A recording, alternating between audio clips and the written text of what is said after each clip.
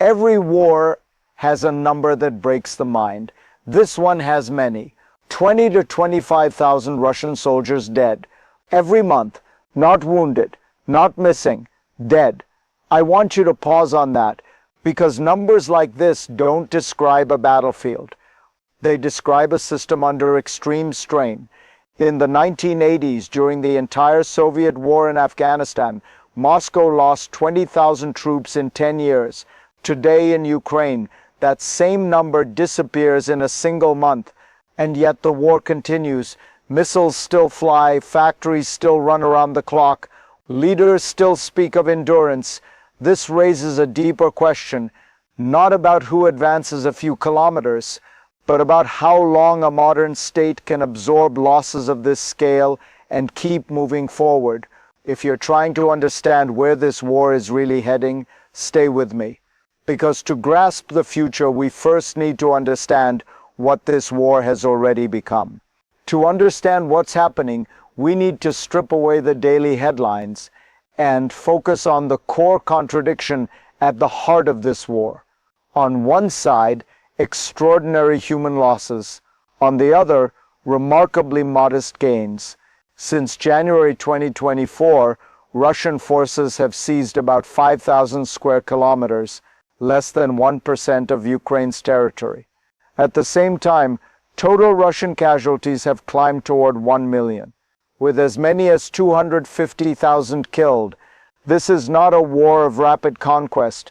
It is a war of grinding pressure, of endurance, of attrition. Ukraine resists with intensity. Russia responds with volume. More men, more missiles, more drones, and beneath it all lies a dangerous assumption that sheer persistence can eventually overpower cost. That time, not territory, is the decisive weapon. But history tells us something else. Wars defined by attrition don't end quietly. They end when a system breaks. To see how this logic took hold, we need to go back to how this war entered its current phase. To understand why this war looks the way it does today, we have to step back, not weeks, not months, but into the logic of how modern wars evolve over time. By the fourth year, most wars no longer chase quick victory. They chase survival, early expectations collapse, shock turns into routine, and strategy narrows into a single question: who can last longer? For Russia, that shift was decisive. Rapid breakthroughs failed. Decisive momentum never arrived.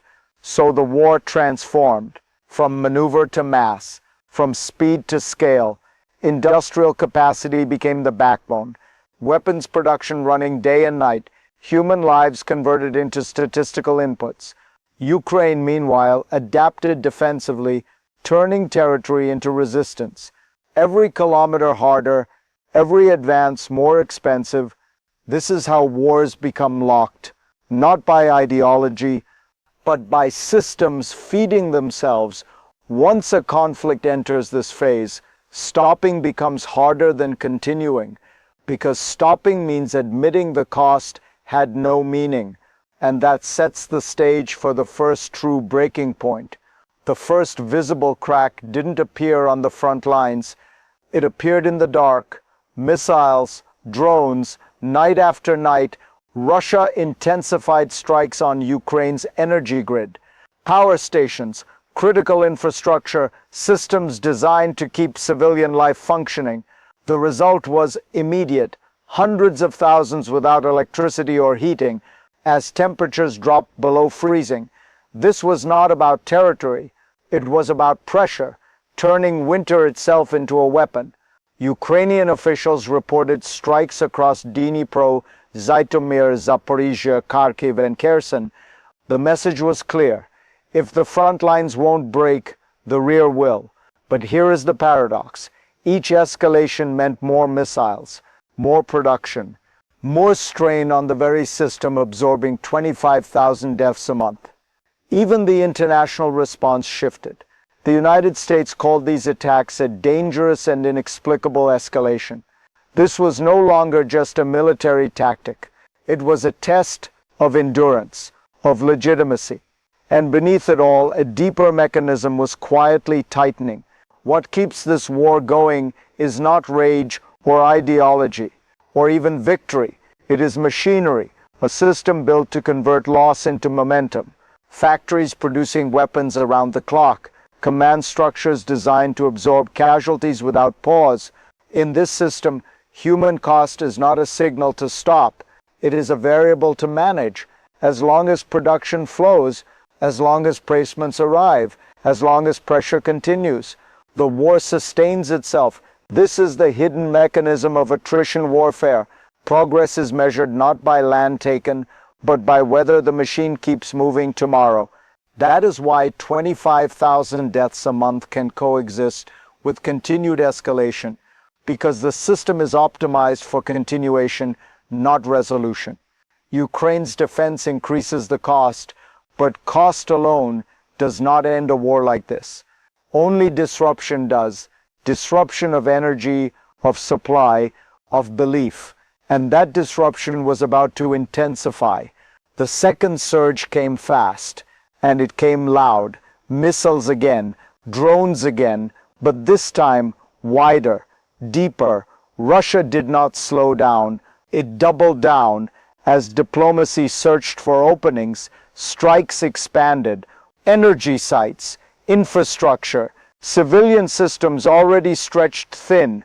This was escalation by persistence, not a single dramatic blow, but a constant tightening. Every launch carried a cost. Materials, manpower, logistics, and yet the machine kept running, even as losses continued to mount. This is the moment wars often tip, not because one side collapses, but because escalation becomes routine. When escalation feels normal, restraint disappears, and with it the guardrails that prevent wider consequences. This second crisis wasn't about immediate results. It was about signaling resolve to Ukraine, to NATO, to the world. And that signal would land hardest on those far from the battlefield. Now, I want you to step away from maps and statements and think about people, because this war does not live in briefings. It lives in homes. If you are a civilian in Ukraine, the war arrives without warning. The lights go out, the heat disappears, winter presses in, electricity is no longer routine, it is relief. You don't measure time in days, you measure it in hours of warmth. And if you are a Russian family, the war arrives differently. A message, a silence, a son who does not come back. 20 to 25,000 deaths a month means loss on an industrial scale. But grief is never industrial. It is personal. This is the cost no system can fully absorb, because systems don't feel cold. People do. If this analysis helps you see the human side beneath the strategy, share it. These stories disappear too easily, and as suffering spreads, the impact does not stop at borders. What happens in Ukraine does not stay in Ukraine, because wars like this radiate outward, quietly at first, then all at once. For NATO, this conflict is no longer a regional crisis. It is a long-term stress test. Russia's losses are enormous, but so is its persistence. Weapons production running continuously. Pressure applied without pause. That combination forces recalculation across Europe, across Washington. Every escalation raises the risk of miscalculation.